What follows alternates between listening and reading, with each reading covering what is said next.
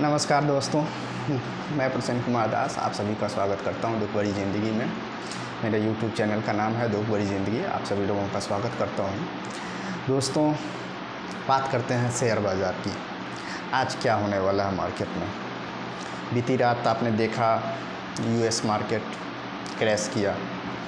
डाउ 400.2% के आसपास और नेस्डेक 2% 400 के आसपास, वो भी दोनों सेम इक्वल 2% के आसपास में क्रैश किया है।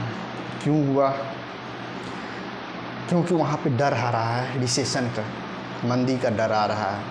क्योंकि लोगों ने उम्मीद कर बैठा था कि फेड जो चेयरमैन है जेरोम पॉल साहब, वो जुलाई में करेंगे फेड का रेट कट, लेकिन अभी उन्होंने सितंबर का भी इंडिकेशन दिया है, लेकिन पूरा फुल कन्फर्म नहीं है कि वो कट करेंगे।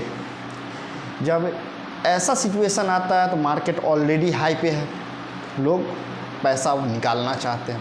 और हमारा जियोपॉलिटिकल जो अभी चल रहा है इज़राइल का और ईरान का, जिसमें इज़राइल ने हमला किया है और हमास का जो चीफ मारा गया है ईरान तेहरान के अंदर में, तो उसको लेके क्रूड का प्राइस भी बढ़ा है।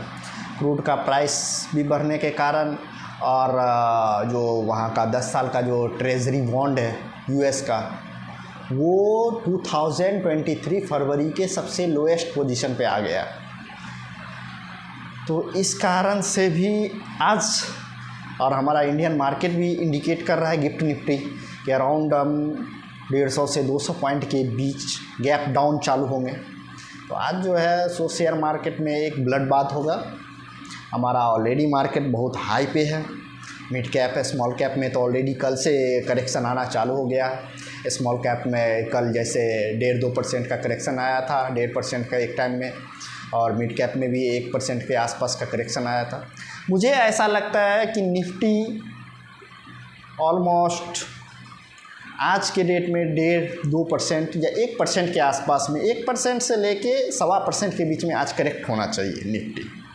और मिड कैप और स्मॉल कैप में अभी भी 2-3% करेक्शन बाकी है।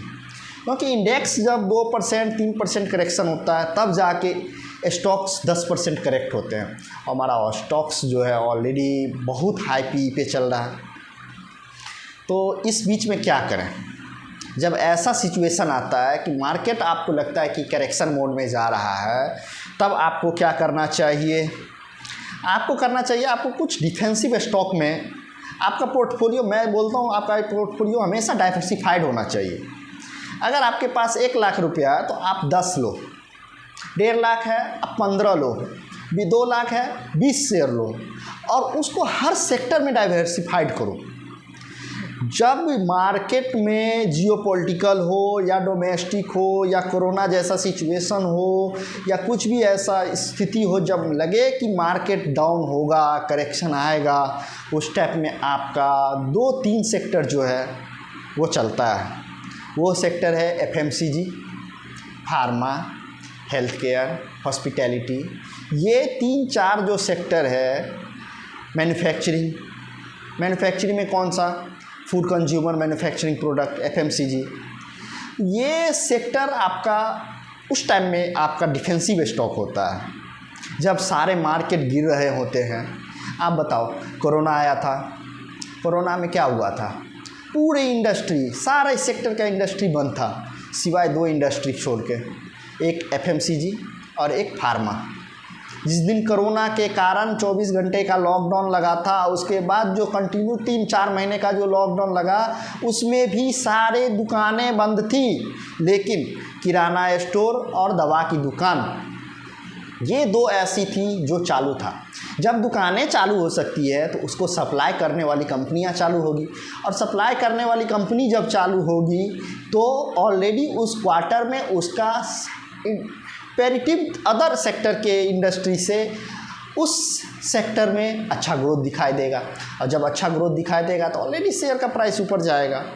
तो जब ऐसा सिचुएशन आता है, कोई वॉर का सिचुएशन हो, मुनाफा वसूली का सिचुएशन हो, तो इस टाइम में आपको डिफेंसिव स्टॉक में पैसा लगाना चाहिए। FMCG, Nestle, Hindustan Unilever, Britannia pharma में डॉक्टर रेड्डीज, सन फार्मा, डिविस लैब, ये सब सेक्टर जो है इसमें आपको पैसा लगाना चाहिए। और एक चीज़ तो ये होता है कि जब आपका पैसा इसमें उतना ज़्यादा करेक्ट नहीं होता, आपका शेयर करेक्शन में आ गया 5% 10% आपका शेयर करेक्ट हो रहा है और इसके पास आपके पास ये पैसा है जो कि आपका या तो ग्रीन में दिखेगा या फिर नहीं तो मामूली करेक्शन के साथ दिखेगा।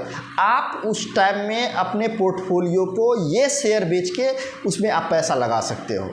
जब आपका करेक्शन ज़्यादा हो जाता है जिस शेयर में, उसमें आप इस शेयर का पैसा, आपका 50% पैसा आप डिफेंसिव स्टॉक में लगाओ, 50% पैसा एग्रेसिव स्टॉक में लगाओ। दो टाइप का स्टॉक होता है, डिफेंसिव स्टॉक होता है, एक एग्रेसिव स्टॉक होता है। एग्रेसिव स्टॉक में हम उम्मीद करते हैं कि हमको साल का ऑलमोस्ट 50%, 60%, 70%, 100% हमको रिटर्न्स आए। और डिफेंसिव स्टॉक होता है जिसमें आप उम्मीद करते हैं 14%, 15%, 20%, और इससे ज़्यादा देता भी नहीं है। डिफेंसिव स्टॉक इससे ज़्यादा देता भी नहीं है। कुछ तो ऐसे डिफेंसिव स्टॉक हैं जो 5 साल में 100% दिया है। इस साल में हिंदुस्तान यूनिलीवर ने कुछ नहीं दिया, नेस्ले ने कुछ नहीं दिया, ब्रिटानिया कुछ नहीं दिया रिटर्न। लेकिन जो स्विंग ट्रेडिंग करते हैं, जो पैसा लगा के छोड़ना नहीं, पैसा लगाना है और उससे कमाने का मोटिव रखे हुए हैं, उनके लिए ये स्टॉक भी पैसा देते हैं।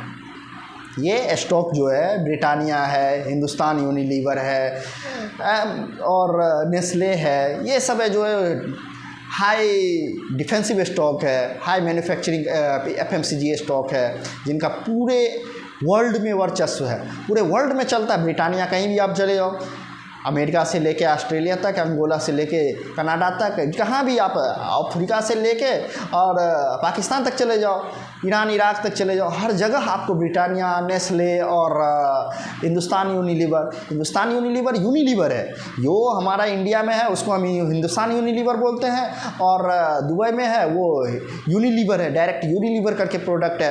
तो वो शेयर जो है, तो अभी मैं आज आपके सामने एक स्टॉक लाया हूँ, जैसे नेस्ले है। नेस्ले का शेयर ऑलमोस्ट हमारा करेक्ट हो चुका है, अभी चल रहा है 2484 पे। इन्होंने लो लगाया था पिछले स्विंग में, इस एक महीने के स्विंग में इसने तकरीबन 2457-58 के आसपास गया है। ये करेक्ट हुआ है कहाँ से? ये 2769 रुपये से करेक्ट होके यहाँ पे आया है और यहाँ पे एक अच्छा सपोर्ट है और सपोर्ट से इसने कल अपना मूवमेंट जारी किया है, 1.5-1.25% की तेज़ी दिखाई है। और जब ऐसे स्टॉक्स को नज़रअंदाज आप नहीं कर सकते, जबकि ऐसा सिचुएशन है तो आपको डिफेंसिव स्टॉक में जाना पड़ेगा। और ये स्टॉक्स के बारे में बता दूं, हाँ आ गया गिफ्ट निफ्टी जो है अराउंड 240 पॉइंट कमजोरी के साथ ओपन होने वाला है। 240 पॉइंट हमारा निफ्टी ऑलरेडी ओपन होगा 24,800 के आसपास में। आज तो भारी वजह से भारी एकदम वो समझिए कि ब्लड बात होने वाला है शेयर मार्केट में। लेकिन शेयर मार्केट में भी उस टाइम में भी आपके पास मौका होता है। तो हम कहाँ थे? नेस्ले के ऊपर थे। इसका 52 वीक हाई है 2769 रुपये का और इसी साल इसने लो लगाया था अराउंड 2145 के आसपास में और वो महीना था सितंबर 2023 के आसपास में लगाया था। शेयर के बारे में बोल सकते हैं कि अच्छा ग्रोथ भी है और एनालिस्ट का जो है 36 एनालिस्ट जो हैं उन्होंने बाय का ही रिकमेंडेशन किया है। 70% बाय, 28% आउट परफॉर्मर और 42% जो है सो होल्ड का रिकमेंडेशन है ये। और एनुअली आप इसका जो रिज़ल्ट भी आया है, आप रिज़ल्ट भी देख सकते हैं। रिज़ल्ट भी अच्छा आया है। 2000